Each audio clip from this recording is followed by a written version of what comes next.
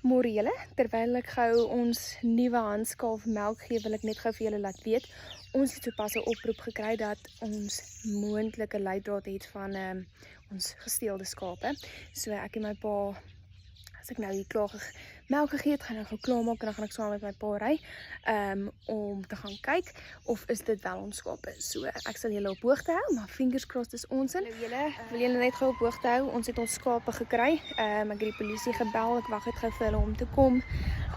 Maar ja, dis ons skape, die merk, die verfmerk wat ek opgesit het so 'n maand of 2 terug toe ek geënt het, sit nog daar. Die groen merke om te wys wie word wanneer geslag, sit ook nog daar. Baie adrenalien wat deur mens pomp. Dis nie lekker om dit so te sien nie, maar ja, ons het die skape gekry. My hart is verlig. Ok, hier's van hulle wat ons nou gekry het. Ons moes hulle merk vir die polisie ook. Die res gaan nou gelaai word. Ek voel en lyk vandag vir myself tonne beter. En ek dink ek wil gou die tyd maak om vir julle te vertel wat het gister alles gebeur. Na ons leidraad, so die oproep en die video, het ek en my pa en 2 van die werkers gery en gaan kyk waar hierdie skape is. Ons het gevra of ons tussen hulle kan stap om te kyk of ons gesteelde skape tussen hulle loop. En toe ons die toestemming het, toe het ons werkers 18 van ons gesteelde lammers geïdentifiseer. Dus soos ek voorheen genoem het, van hulle het ons met verf op die rug gemerk, ander is met groen kruit strepe op die rug gemerk, soos wat ons hulle op verskillende tye vir verskillende redes gemerk het. Okay. Ek het die polisie gebel, 'n ander persoon van veediefstal het die ondersoek kom doen.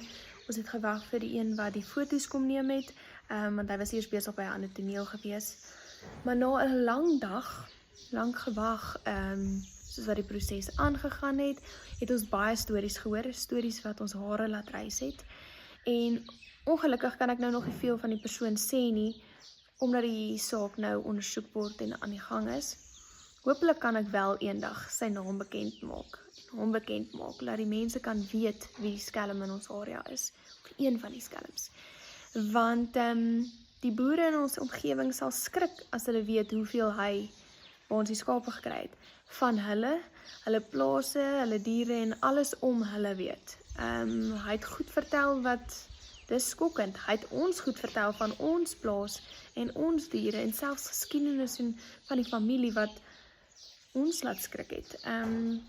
Dis scary, ek beloof het, dis crazy om te dink, hy het soveel kennis en inligting oor almal en alles om hom. So ja, ek dink ons het 8:45 se kant by hom gestop, en is seker eers 12:30, 12:30 se kant daar weg, so is 'n lang dag, maar gelukkig is die skape weer terug op die plaas. Ongelukkig lyk hulle nie dieselfde soos wat hulle gelyk het toe hulle die plaas verlaat het nie. Ek dink hulle het vir 'n paar dae of nie kos gehad nie, of net bitter min kos gehad. Hulle is maar, daar was een wat baie siek is met longontsteking wat ons behandel het. Dit is hartseer, dit is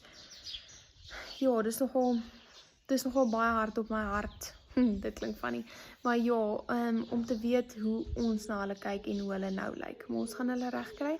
Hulle is nou gemerk en word eenkant gehou vir die polisie. Maar ja, dis wat ek tot dusver het. Ek weet nie of daar iets gaan wees wat ek nog intussen kan deel nie. Hoopelik wie die persoon is, wie almal betrokke was, want dit is weer 'n storie vir 'n ander dag. Julle sal skrik om dit te weet. So, ja, dis wat ek nou met julle gaan deel.